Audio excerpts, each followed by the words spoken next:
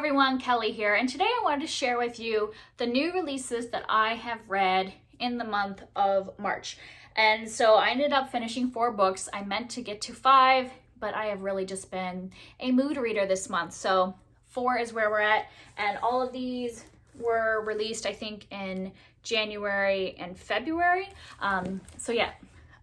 I'm going to talk about them in order of from the one I like the least to the one I like the best. It is middle grade March this month, so 2 of these, so half of the 4 that I read are middle grade books. So if you're interested in hearing about a specific book, I will put the timestamps down below. So the first one I want to talk about is The Project by Courtney Summers. This is a young adult novel that follows 2 sisters. So the younger sister, Lo, gets in an accident when she is younger, and their parents die, and Lo is at the point where the doctors don't know if she's gonna make it, and so B is, the older sister, is praying for a miracle, and in walks this man, what's his name again? Lev, and Lev is the head person of a cult or group called The Project, or the Unity Project is what I think that the actual group, yeah, the Unity Project. And then when Lo makes it through, B decides to go and join the Unity Project, and the 2 sisters have no more contact.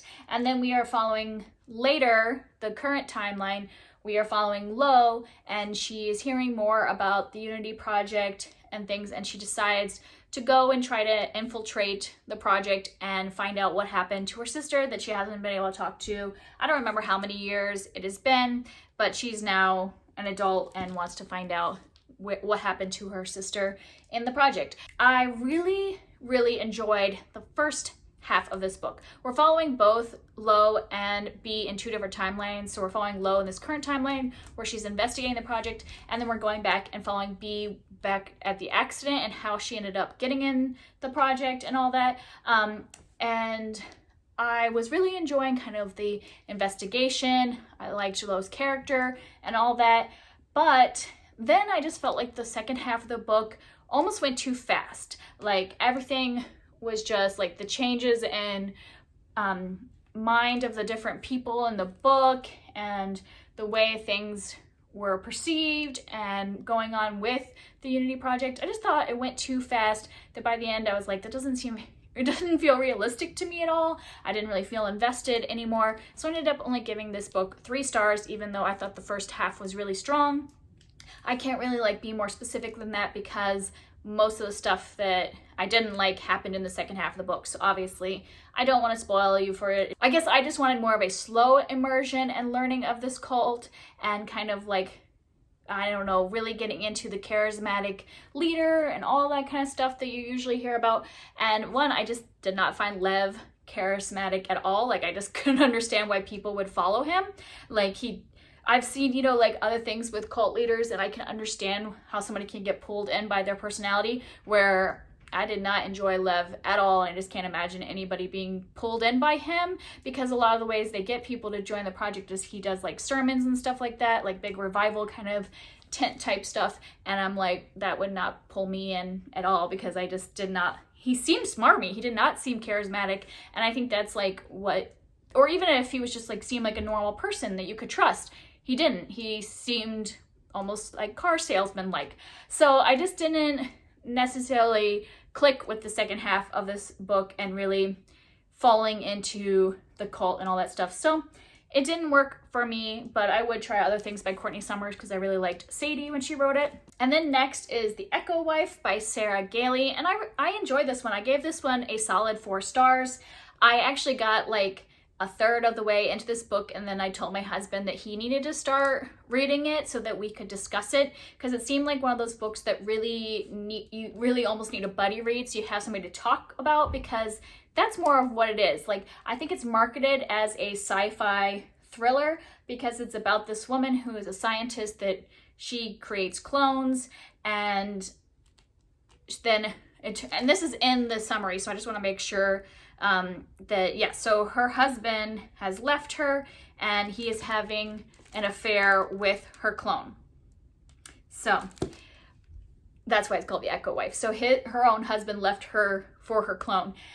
And so it seems like it's going to be this kind of thriller, but really it's more a thought process. Like there's more discussions going on. There's not like a lot of surprises or big things that are happening. Like, yes, there's stuff going on and plot, but I think it's more driving discussion about like the ethics of cloning and, you know, are clones real people? Do they have feelings? Should they be treated like real people or treated as tools? And like, I think there's a bigger discussion that's going on, and like, and in relationships and marriages and all that stuff. And so I'm really glad that my husband ended up reading it and we discussed it. And so I really enjoyed it. I don't know if I had gone in expecting a thriller, I might have been disappointed, but I kind of went into this open-minded, not really knowing what to expect, and I really ended up enjoying it. And then my last two books that were my favorite were both middle grade, and I loved both of these. These were both 5-star books, and I would highly recommend them. And the first one is Root Magic by Eden Royce, and this is a historical fiction book that takes place, I believe, in the 60s. Yeah, it's 1963, and our two main characters are twins, Jez and Jay, and we're actually in the head of Jez during this, but they are like the main characters that we're following. The twins, they were really close to their grandmother who just passed away. The beginning of the book is her funeral, and she was someone, her and their uncle practiced root magic, and the uncle, now that the grandmother has died, has decided that the kids are old enough to start learning this magic that has been passed down through their ancestors. And so that's what a lot of this book is them kind of learning how to do root work and learning more about this legacy that has gone through their family. There's also just a lot about going to school and the stuff that any 10-year-old would be going through at school, and the fact that the two twins have always been like the best of friends, and now that they're getting a little older, they're realizing they have different interests and they need to be making friends outside of just the two of them.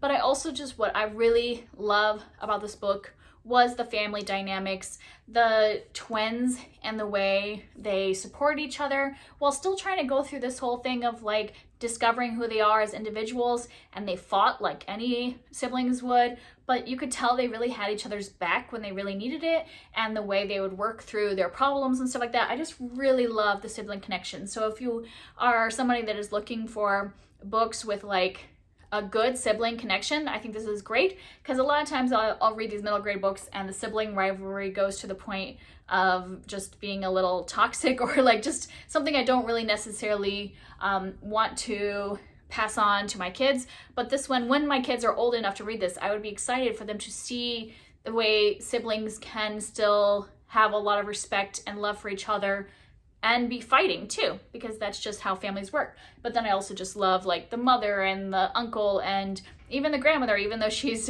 dead. We hear a lot about her and her relationship with Jez, and so I just loved it. I will say, in terms of content, if you're going to give this to a middle schooler, I would say this is on the upper end of middle grade, just depending on what your kids can handle, because there is some some violence in there. There is some police brutality against the family. There's also some content within the magic of using animals' blood for the magic, and so some kids might be sensitive to that kind of content if they are on the younger side. As an adult, I didn't have any problem with anything in the book, but obviously it might, just some kids are more sensitive about those things. And just in general, there are a few creepy moments that happen in this book. I really enjoyed that aspect, and I found it really fun to add that kind of like creepy nighttime, what's out there in the woods type of thing in the book. But I could see that some, like maybe more on the younger scale of middle grade, might find it kind of scary.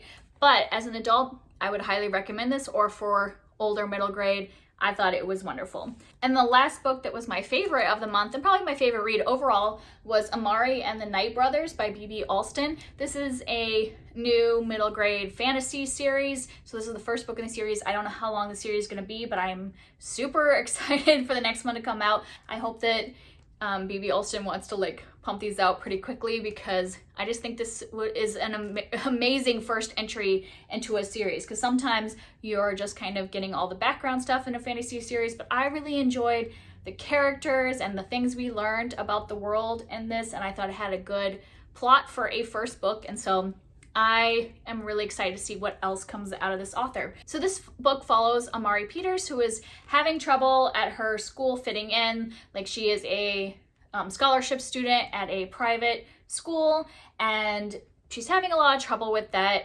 And then when she gets home after a really hard day at school, she finds out that she has been given a briefcase from her brother, who has disappeared. I can't remember how long her brother has been gone, but he disappeared without a trace. The cops don't know what happened to him. They were really close, so she's been really upset about her brother's disappearance. And then there's this suitcase that has come from her brother that introduces her to this entire world of the supernatural that she didn't know existed and she didn't know her brother was involved in. So she gets nominated to try out for a position at the Bureau, I think it's called the Bureau of Supernatural Affairs. And so she jumps at the chance because she's hoping that she can investigate what happened to her brother at this bureau. And this is just like such a fun book. It's so full of like surprises and like a magical world. I don't want to say necessarily magical because, you know, it's more like supernatural and kids with special enhanced abilities, things like that, more than like a magic school or whatever. So it was just a fun setting. Like, it was like the bureau has, you know, all the different like departments of like the creatures, and then the unknown explanations, and then like missing locations like Atlantis and stuff like that. So all the like myths and things that we've always heard about that are, you know, that we've always heard are myths, you know, it turns out that they are real. And so she's learning about all these things, and like it's also just really perfectly combined with normal things that happen to kids at this age. So there's like making friends in a new place and dealing with bullying and differences in class, like the same way she had a problem at her private school being the scholarship student. She's the kid that didn't know about the supernatural world, where almost everybody else in the program grew up in that world. So there's all the things that like would normally show up in middle grade books, but then combine that with a really clever world and a lot of fun things happening in the plot. I really enjoyed this, highly recommend it, and I am really excited to see what happens in the rest of the series. And that's it. Those are the 4 books that I read of new releases in March. Just real quick, I'll show you what I have kind of coming up soon. I had showed you some other books in my last new release video. If you want to go back and check, I don't want to like re-talk about those, but I do want to show you the things that I just got from the library that are new releases. This was a January release. This is Alone by Megan Freeman. This is a middle grade novel written in verse about a girl who is surviving on her own, and that just sounds really interesting, a survival story from a girl's perspective. So I'm excited to read that one. I actually already started this one, so this would definitely be in my next new releases review video. And then I also picked up Float Plan by Trish Dollar, and this is a romance, but from what I've heard from other reviewers, there's a lot more going on. I actually don't even know what the synopsis is. So since the loss of her fiance, Anna has been shipwrecked by grief, and then she goes on a trip that they were supposed to take together.